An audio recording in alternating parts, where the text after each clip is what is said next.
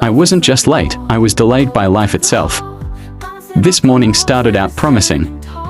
I woke up early not because of an alarm, but because of that annoying neighborhood chicken that screams like it owns the sunrise. I stretched, sat up, looked around. The house was quiet. Too quiet. I should have known that meant something.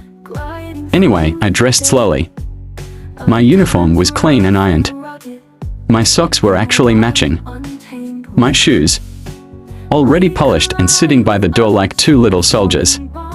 Everything was ready. I was ready. I even whispered to myself, today, I'll reach school before the bell. But clearly, I had no idea what life had planned. I was brushing my teeth when voices started rising.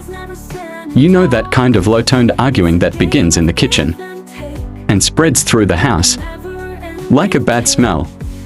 That kind of argument where nobody's yelling, just slicing each other with words. That was happening. It was Mom and Dad. At first, I ignored it. Not my business, right? I focused on my Colgate. Then I heard a chair drag across the floor. Something fell. Something metal hit the wall. And then I heard my name. I paused, toothbrush still in my mouth. And just like that, I saw it with my own eyes, my right shoe flying across the living room. Mom was holding it.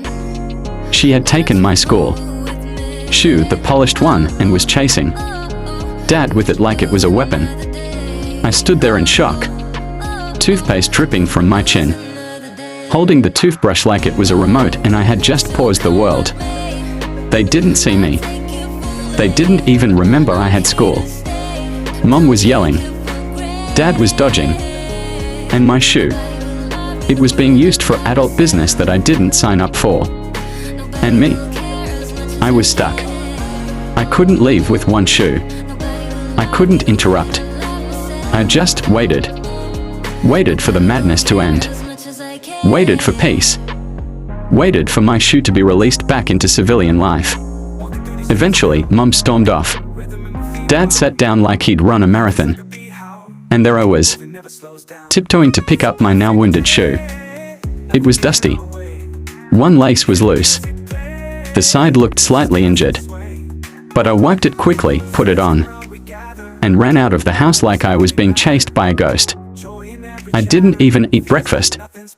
When I reached school, the gatekeeper looked at me like I was a crime scene. I was sweating. One sock was falling. My shoe was still damp.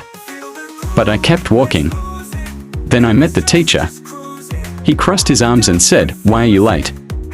I looked him dead in the eye and said, "Sir, my mom was using my shoe to beat my dad."